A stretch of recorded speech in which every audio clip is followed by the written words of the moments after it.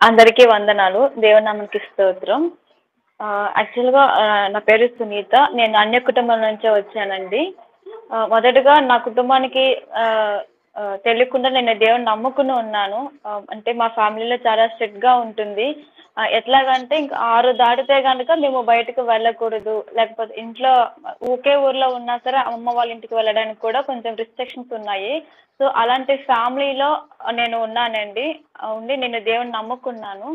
ముఖ్యంగా వివాహాన్ని విషయానికొస్తే గనుక దేవుడు ఆహ్, ఇంట్లో వాళ్ళకి తెలియకుండానే నా విశ్వాస జీవితాన్ని నేను కొనసాగిస్తున్నాను. ఒక 4, 5 సంవత్సరాల ముందు దేవుడి వివాహ నిమిత్తం ప్రార్థన చేయమని దేవుడు నాకు చెప్పి ఉన్నాడు. అప్పటినుంచి నేను వివాహం కోసం ప్రార్థన చేస్తున్నాను. ఇంకా దేవుడు చిత్తం కోసం నేను ఎదురు చూస్తున్నప్పుడు నేను ఒక అన్య కుటుంబంలో పుట్టి ఉన్నాను కాబట్టి ఏ వివాహం అనేదంటే పరిశుద్ధ వివాహమా? లేకపోతే అన్య వివాహం చేసుకోవాలా? అనేది నాకు అప్పటికి తెలియలేదు. బట్ వివాహం అయితే దేవుడు ప్రార్థన చేయమని చెప్పి ఉన్నారు.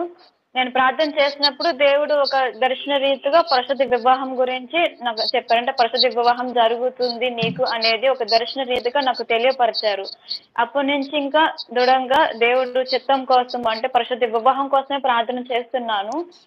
ఆహ్, అంటే ఉపవాసం ఉండి గూడా నేను ప్రార్థన చేస్తున్నాను. ఇంకా ఇంకా ముందుగానే దేవుడు నాకు ప్రవచన రీతిగా ఒక సేవకుల ద్వారానే నీ జాతి ప్రజల్లోంచి దేవుడు నీ యొక్క వివాహ సంబంధం తీసుకొని వస్తున్నారు నీ వద్దకి అని చెప్పి ఉన్నారు. వివాహం కోసం నేను ప్రార్థన చేస్తున్నాను. ఉపవాసం ఉండి ప్రార్థన చేస్తున్నాను. ఇంకా అప్పటికి మా ఇంట్లో వాళ్ళు హిందూకు సంబంధించిన మ్యాచెస్ చూస్తున్నారు. నేనైతే ఏమీ చెప్పలేక మౌనంగా ఉండిపోయాను. దేవుడు మౌనంగా ఉండు. నేను నీకు అంటే ఊరికే ఉండి, నిలిచి ఉండి నేను నీకు సహాయం చేస్తానని చెప్పి ఉన్నారు. ఇంకా అప్పటికే నేను విశ్వాసంతో ప్రార్థన చేస్తున్నాను. ఎందుకంటే నా నా యొక్క పాస్ట్ చూసుకుంటే మా యొక్క జనరేషన్‌లో ఎవరికీ పరిశుద్ధ వివాహం జరగలేదు. అది నమ్మడానికి కూడా నాకు అసాధ్యంగా ఉంది. కానీ నమ్మడానికి దేవుడు నాకు విశ్వాసం ఇచ్చాడు. ఇంకా ఇంత కళ్ళ ముందు నాకు ఇన్ని మ్యాచెస్ చూస్తున్నా సరే దేవుడు పరిశుద్ధ వివాహమే చెప్తున్నాడు. ఇంకా కొంతమంది కూడా ఇంకా ఇంట్లో వాళ్ళు అంతగా చూస్తున్నారు కదా! నీకు కొంతమంది ఒకవేళ ఒక సిస్టర్‌తో ప్రేయర్ చేపించుకుంటే హిందీ వివాహమే జరుగుతుందన్నట్టు చెప్పారు. కానీ నేనది నమ్మలేదు. ఎందుకంటే దేవుడు నాకు ఒక దర్శన రీతిగా చెప్పేవాడన్నమాట. ఖచ్చితంగా నీకు పరిశుద్ధ వివాహమే జరుగుతుందని చెప్పే ఉన్నాడు. నేను అదే ఇంకా నా కళ్ళ ఎదుట సిట్యుయేషన్స్ నేను చూడకుండా దేవుడి వైపే చూస్తూ, దేవుడిచ్చిన దర్శనం వైపు చూస్తూ, దేవుడు నాకు చెప్పాడు. నాకు మాట ఇచ్చాడు. నాకు మాట ఇచ్చిన దేవుడు నమ్మదగిన దేవుడైన వాగ్దానం ప్రకారమే నేను పరిశుద్ధ వివాహం కోసమే ప్రార్థన చేస్తున్నాను. ఒక టైంలో నేను ఇంకా ఇంట్లో ఇంకా ఎట్లాగంటే అప్పటికి నాకు ఫస్ట్ మ్యాచ్ ఇప్పుడు నాకు సంబంధం రాకముందు ఒక 10 డేస్ ముందు దేవుడు కలలో ఒక వాగ్దానం చూపించారు. ఇది యెహోవా వలన కలిగిన కార్యం అని దేవుడు వాగ్దానం చెప్పి ఉన్నాడు. అప్పటికి నాకు మా ఇంటి తరపు నుంచి ఎలాంటి అంటే క్రైస్తవ వివాహం సంబంధించి ఏమి చూపించడం అంటే ఏ మ్యాచెస్ చూడడం లేదు. కానీ దేవుడు నాకు ఈ వాగ్దానం ఇచ్చాడు. ఏంటి ఈ వాగ్దానం ఇచ్చింది? అంటే ఎవరు నాకు మా ఇంటి తరపు నుంచి ఎవరు మ్యాచెస్ చూడడం లేదు కదా! ఇది వివాహానికి సంబంధించిన వాగ్దానం కదా! అని చెప్పి నేను సర్లే ఎందుకైనా మంచిదని అని చెప్పి నేను ప్రేయర్ చేసుకుంటూనే ఉన్నాను. ఒక 1 వీక్ 10 డేస్ తర్వాత నాకొక సంబంధం వచ్చింది. ఇంకా సంబంధం వచ్చింది. అది దేవుడి చిత్తమా కాదా అనేది ఇప్పుడు నా ముందు ఉంది. నేను ప్రార్థన చేసుకుంటున్నాను. మొదటగా నా ఎదురుగా వచ్చిన మ్యాచ్ గురించి నేను ప్రార్థన చేసుకుంటున్నాను. దేవా ఇది నాకు వచ్చినది. ఇది నీ చిత్తమా కాదా అని నేను ఉపవాసం ఉండి 40 దినములు ఉపవాసం ఉండి ప్రార్థన చేస్తున్నానండి. నేను మాత్రమే కాకుండా నా తోటి వారికి ఎవరైతే దేవునితో సహవాసం చేస్తూ నాకు స్నేహితులుగా ఉన్నారో నేను వారికి కూడా చెప్పి ఉన్నారు. ఇట్లా నాకు సంబంధం వచ్చింది. ప్రేయర్‌లో పెట్టండి. ఇది దేవుడి చిత్తమా కాదా అనేది. నేనైతే ఒకటి బాగా నమ్ముతున్నాను. ఏది ఏమైనా సరే దేవుడి చిత్తమే చెయ్యాలి. అది ఎలాంటి స్థితిలో ఉన్నా సరే అది ఒక తీర్మానం అయితే నేను తీసుకొని ఉన్నాను. ఏది ఏమైనా దేవా నేను నీ చిత్తం చేయడానికి నేను సిద్ధంగా ఉన్నాను. నీ చిత్తంలో ఉన్న వ్యక్తి మాత్రమే నేను వివాహం చేసుకోవాలి అని చెప్పి నేను దృఢంగా నిశ్చయించుకున్నాను. ఒక నిబంధన చేసుకొని ఉన్నానన్నమాట. అప్పటి నుంచి నేను ప్రార్థన చేసుకుంటున్నాను. కానీ నా కుటుంబ సభ్యుల అంగీకారంతో నేను వివాహం జరగాలి. మరి ఒక హిందువుగా ఉండి నేను వాళ్ళకి ఇష్టం లేకుండా నేను పెళ్లి చేసుకుంటే నా యొక్క సాక్ష్యం పాడైపోతుంది కదా! ఆ కుటుంబ సభ్యుల అంగీకారంతో నేను వివాహం జరగాలని నేను కోరుకుంటున్నానని చెప్పి నేను మొదటగా నుంచి నేను ప్రార్థన చేస్తున్నాను.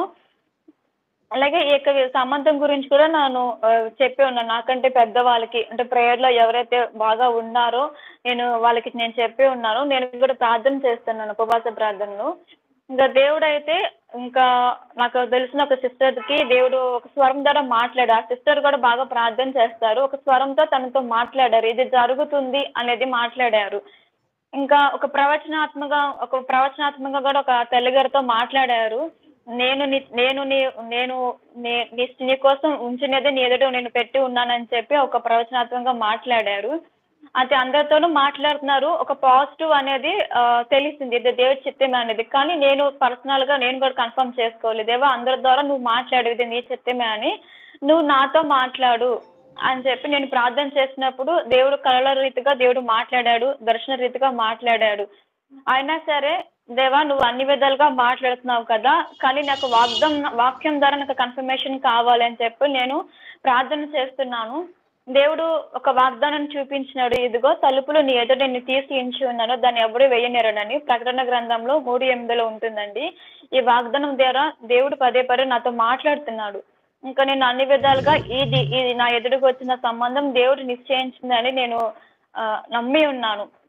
అంటే ఏ రకంగా ప్రార్థన చేసినా దేవుడు పదే పదే నాకు కన్ఫర్మేషన్స్ ఇస్తూనే ఉన్నాడు.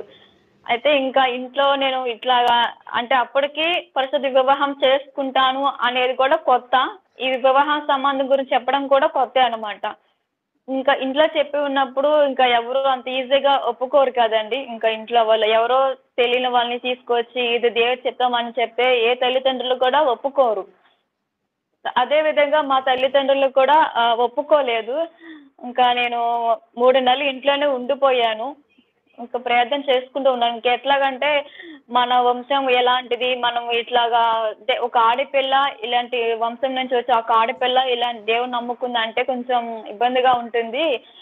నీకు నచ్చినవి ఏదైనా చేస్తాము. నువ్వు మాత్రం అదేంటి హిందూ వివాహమే చేసుకో, లేకపోతే మన పరువు అట్లా పోతుందని కొన్ని కొన్ని అనేక మాటలైతే వచ్చి ఉన్నాయి. అంటే వాళ్ళకున్న సిచ్యువేషన్స్‌ని బట్టి ఎవరికైనా సడెన్‌గా చెప్తే అలానే రియాక్ట్ అవుతారు కాబట్టి, వాళ్ళకున్న సిచ్యువేషన్స్‌ని బట్టి వాళ్ళు ఇంకా అది ఇస్తాము, ఇది ఇస్తాము అని చెప్పి అట్లాగా నన్ను కన్విన్స్ చేయడానికి ట్రై చేస్తున్నారు మా పేరెంట్స్ అయితే.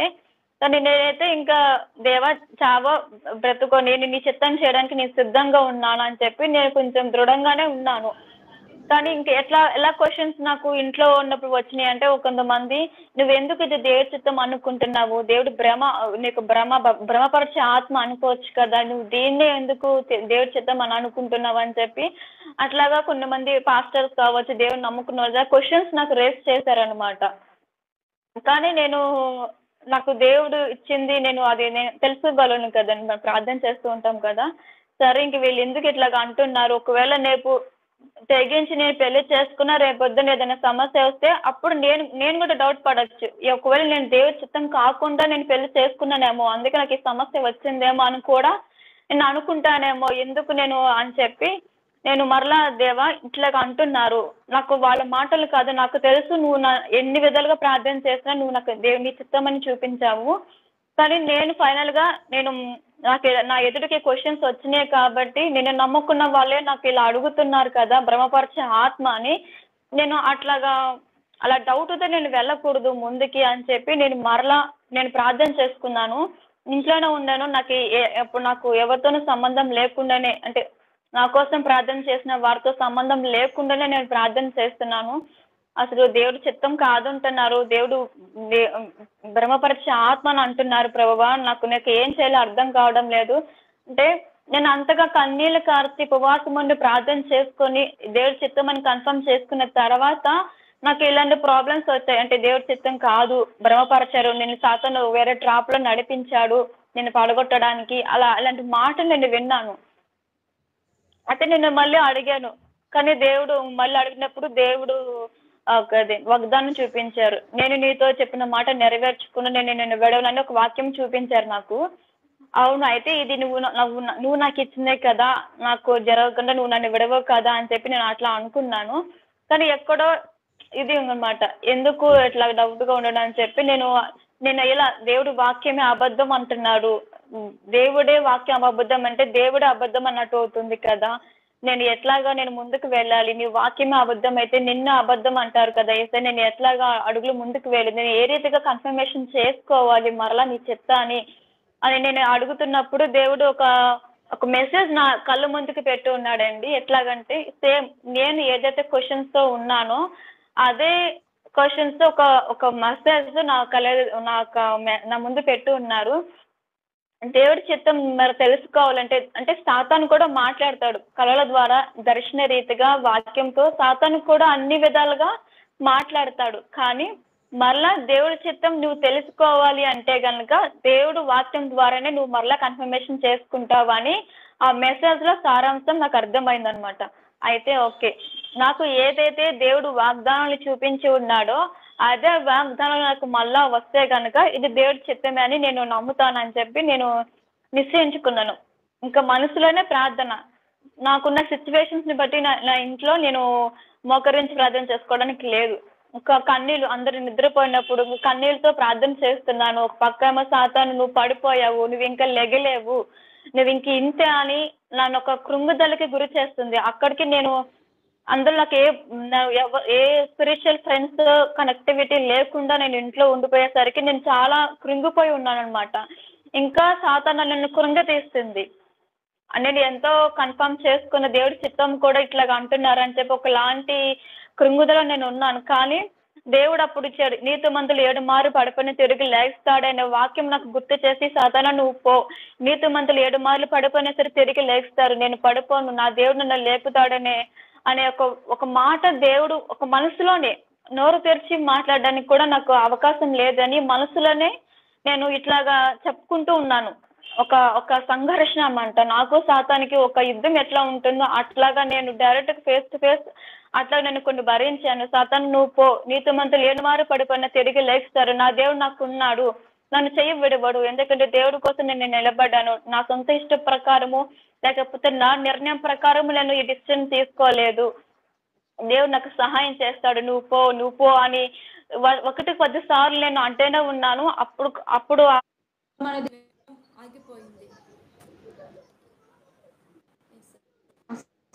ఆగిపోయింది.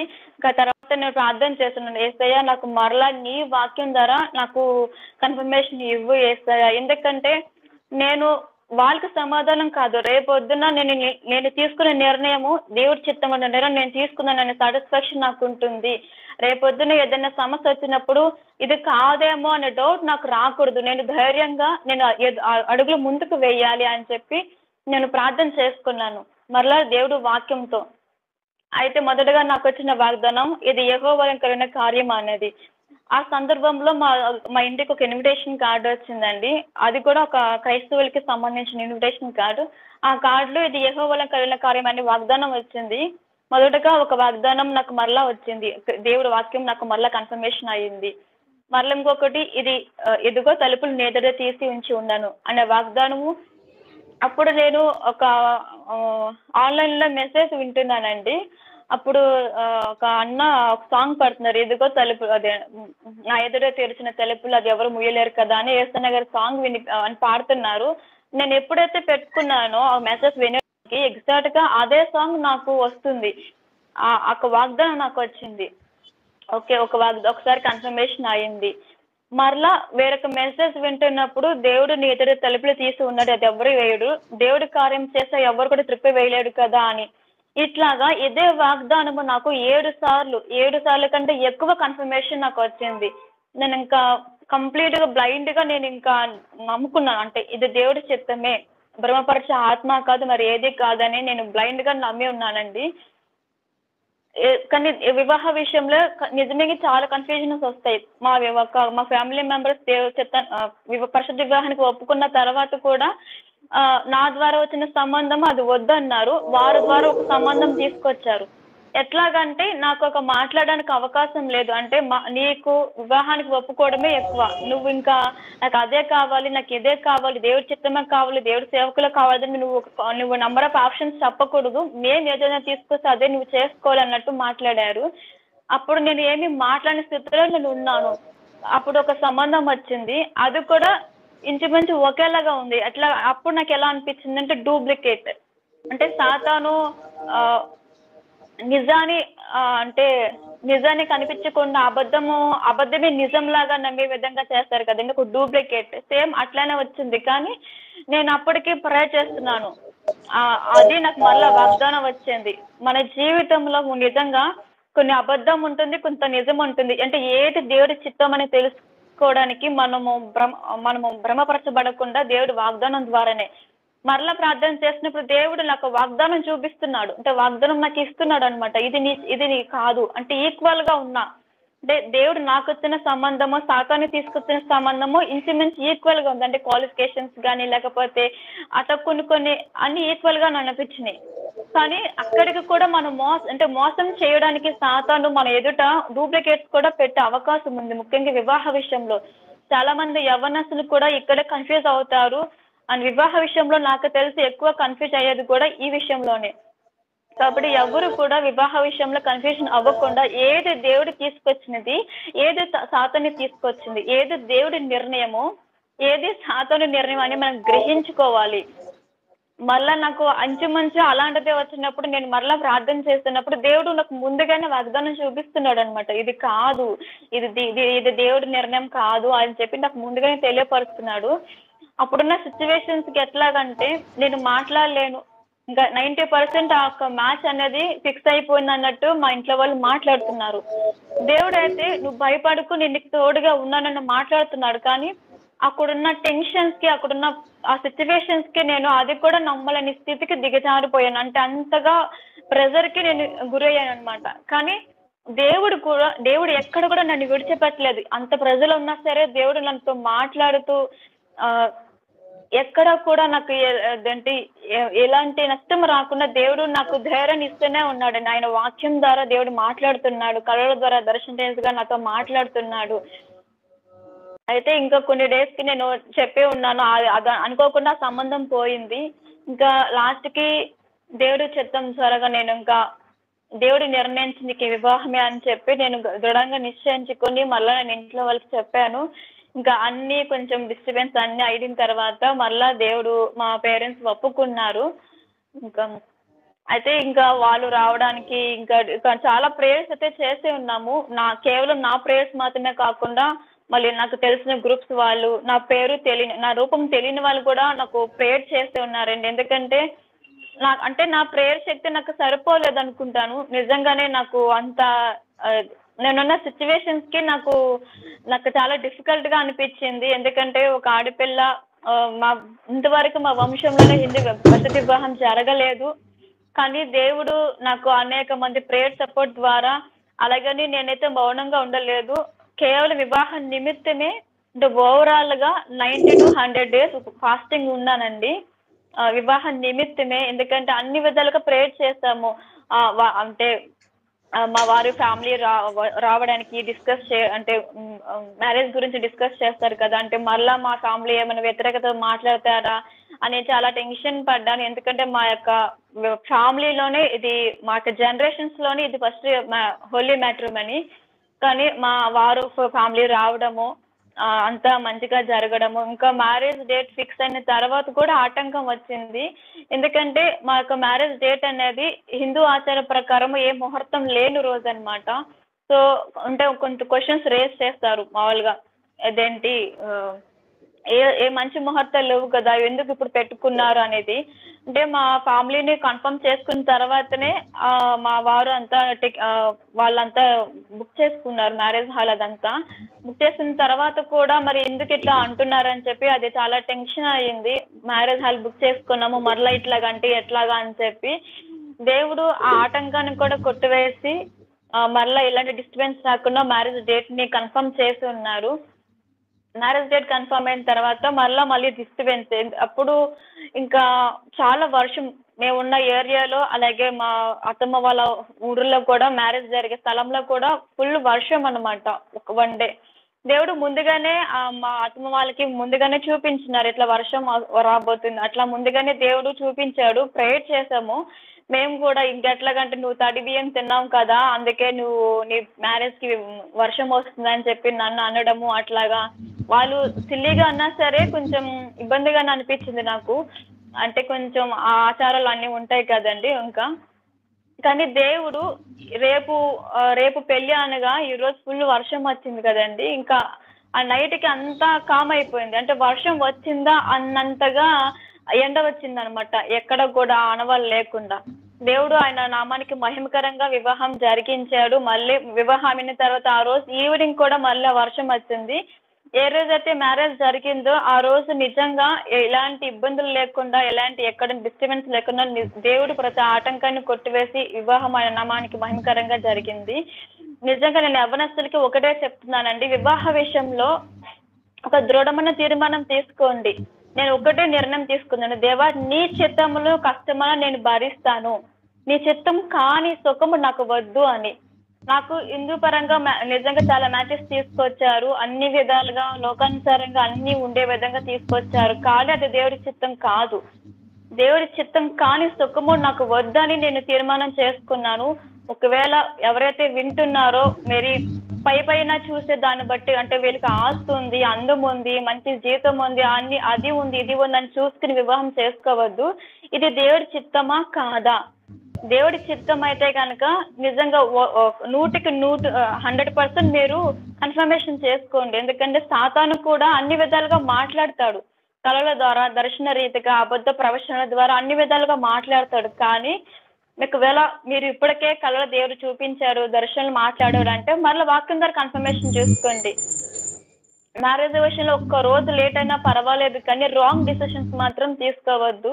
నేను ఎంతగానో ప్రేయర్ చేసి ఉన్నాను. ఇంకా అమ్మలాగా చూస్తే నా అత్తమ్మ నాకు రావాలని నేను ప్రేయర్ చేసుకున్నాను ముందుగానే. నిజంగా ఆశ్చర్యరీతిగా నాకు మా అత్తమ్మకి 80% మ్యాచింగ్ ఉందండి. అంటే ఎవరైనా హస్బెండ్ ఈక్వల్ గా మ్యాచ్ అయితే బాగుండని అనుకుంటారు, బట్ నాకు మా అత్తమ్మకి ఇద్దరం ఒకేలాగా, తాను ఎలా ఉంటుందో నేను అలానే ఉంటాను, నేను ఎలా ఉంటానో అత్తమ్మ అలానే ఉంటారు. అంటే ప్రార్థన చేసిన రీతిగా దేవుడు నిజంగా అమ్మలాంటి అత్తమ్మను నాకు ఇచ్చి ఉన్నాడు. ఎన్నో మ్యారేజ్ కు ముందు నేను చాలా ట్రబుల్స్ ఫేస్ చేశాను. వివాహ నిమిత్తం చాలా ప్రెజర్స్ కూడా నేను వెళ్ళాను. అసలు నాకు వివాహం జరుగుతుందా అనే క్వశ్చన్స్ కూడా నాకు వచ్చాయి. ఎందుకంటే అనేకమైన పోరాటాలు, ఒక పోరాటం అయిపోయింది అమ్మాయి అనుకున్న లోపే ఇంకొక డిస్టర్బెన్స్ వచ్చేది. ఒకటి అయ్యింది కదా అని అనుకున్న టైప్ ఇంకొకటి నంబర్ ఆఫ్ డిస్టర్బెన్స్ నాకు వస్తూనే ఉండదు. కానీ అన్ని కూడా కేవలం ప్రేయర్ ద్వారానే. నాకంటే నా వాళ్ళందరూ చెప్పారు కూడా, ఒక ఆడపిల్ల ఉండి నువ్వు ఇలాంటి పెళ్లి చేసుకోకూడదు, పెళ్ళైన తర్వాత కావాలంటే నీ హస్బెండ్ మార్చుకో అని అన్నారు. చాలా మంది అన్నారు, నీకు ఆ మాత్రం విశ్వాసం లేదా, నీ భర్తను మార్చుకునే విశ్వాసం నీకు లేదా అని కూడా అన్నారు. కానీ నేను ఆ మాటలు నాకు హర్టింగ్ గా అనిపించినా సరే నా హృదయంలో నాకు విశ్వాసం ఉంది, నా కుటుంబ సభ్యుల అంగీకారంతో నాకు పరిస్థితి వివాహం జరుగుతుందని విశ్వాసం ఉంది అని కొన్ని మౌనంగానే భరించాను. కొన్ని ఓవర్కమ్ చేసుకుంటూ నాకు దేవుడు విశ్వాసం ఇచ్చి ఉన్నారు.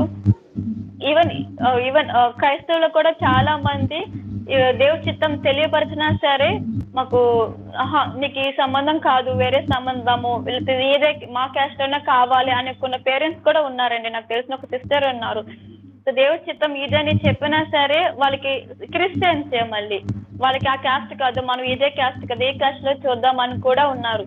కానీ దయచేసి ఎవరు కూడా క్యాస్ట్ గురించి అలా ఏం పట్టించుకోవద్దు. దేవుడు ఎగ్జాక్ట్ గా మీకు కన్ఫర్మేషన్ ఇచ్చాడు అంటే కంటే బ్లైండ్ గా వెళ్ళిపోండి, కానీ కన్ఫర్మేషన్ చేసుకోండి. లేకపోతే ఎవరో నాకు ప్రవచనం చెప్పారు, లేకపోతే ఎవరో అట్లా చెప్పారు అని కూడా కాదు, నిజంగా ప్రవచనం చెప్తారు. అదే విధంగా నాకు చెప్పిన ప్రవచనం నెరవేర్చబడింది.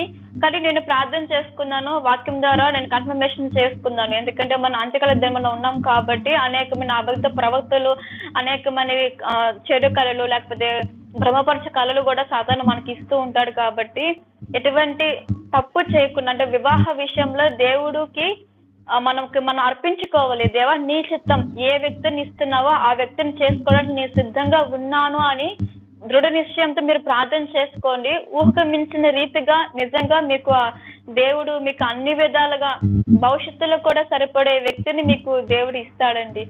ఇది నా చిన్న సాక్ష్యము. దేవుడు దీవించును గాక.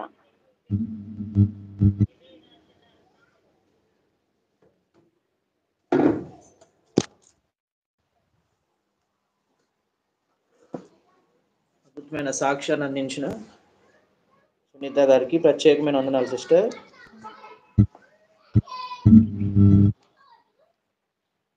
దేవుడు మిమ్మల్ని దీవించును గాక. నిజంగా అద్భుతమైన సాక్ష్యాన్ని అందించారు.